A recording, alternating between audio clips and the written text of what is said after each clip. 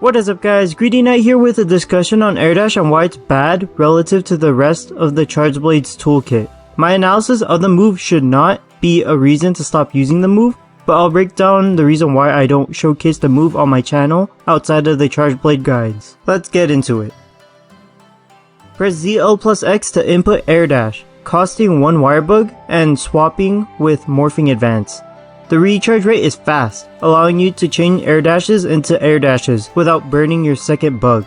You sling your wire bug upwards and diagonally, double chopping in a vertical somersault on the way up.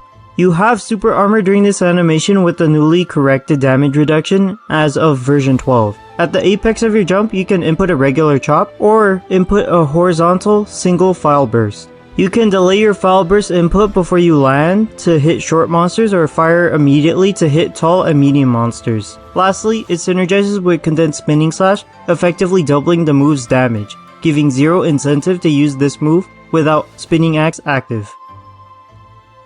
Air dash has the worst angling of the silkbind attacks. It forces you to slingshot in the direction you are facing, and then you can chop in any direction after the second chop. To use the file burst, you have fixed angles.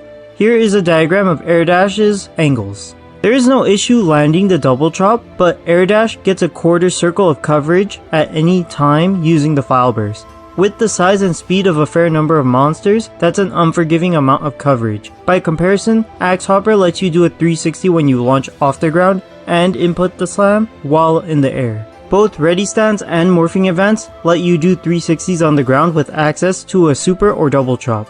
Counter peak enables an angle coverage of about 180 degrees for the counter super input. Air dash fails to cover anything directly to the left or right of you, having an angling Achilles heel for matchups like the Nargacugas who like to juke left and right. The double chop damage is identical to the ready stance, morphing advance, and the default chops.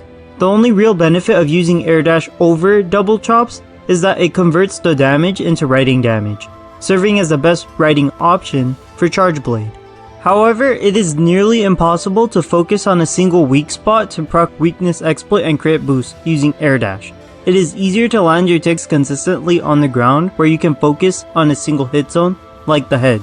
Your alternative is to pick matchups where the monster has a large head like Basil Geese, or consecutive hit zones with 45 or higher like the Greats. This limits the number of monsters you can realize air dash's full damage on. As for the file burst, it does the most damage in terms of a single file, barring a dereliction boosted counter more slash super on a Hermitor. The problem lies in the multiple pops from AEDs and supers. AEDs get 3 pops, while supers unload 5 files, both causing their damage outputs to surpass the file burst.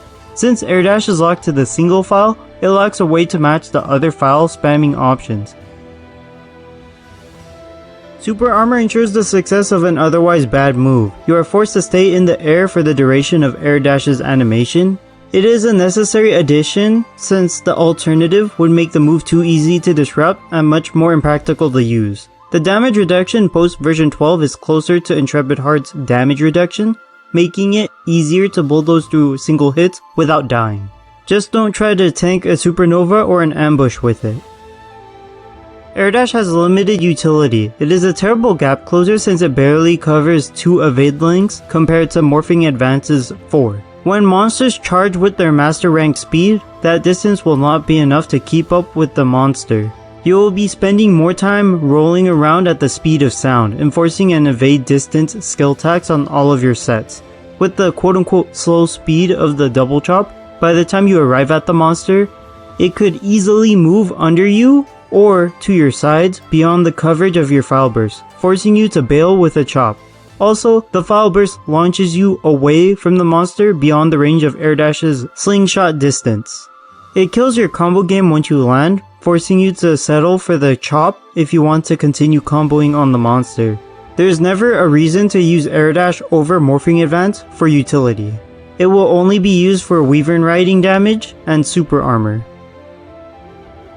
It's one thing to roast something, but not offering a quote-unquote better solution doesn't help anyone, so here is how I would fix air dash. First, the angling should be overhauled. We should be able to pop a file burst with 360 degrees of coverage instead of the jank 45 increment angles. You eliminate the damage loss from ending the second chop early to invert your angles, and you can cover every degree on reaction with this change. Second, you should be able to fire more than one file with the file burst like a super, or you can fire each file one at a time similar to Hail Cutter. This would bring its damage output up to par with Axe Hoppers. Since the file burst is guaranteed on hit, 3 should be the absolute maximum number of files you can unload. Lastly, you should be able to angle yourself with 360 degrees of coverage for each chop so you can focus on good hit zones instead of drifting onto bad hit zones mid-dash. You realize the max damage of air dash on more matchups just by toggling your direction to the head or insert good hit zone. The only things that would remain unchanged are super armor and the ability to apply riding damage. These changes would provide better coverage, consistency, and utility at the cost of more inputs and effort. It removes the shackles air dash currently has and enables you to do way more with it after you master the input. And if you don't care about making air dash more complicated, then just input nothing and it'll remain the same. But this is just my hot take. Like if you enjoyed the video, consider subscribing if you want to see more Charge Blade content like this. Comment down below anything you have a question on or anything I missed. That's all I got for this one. Greedy Knight, signing out.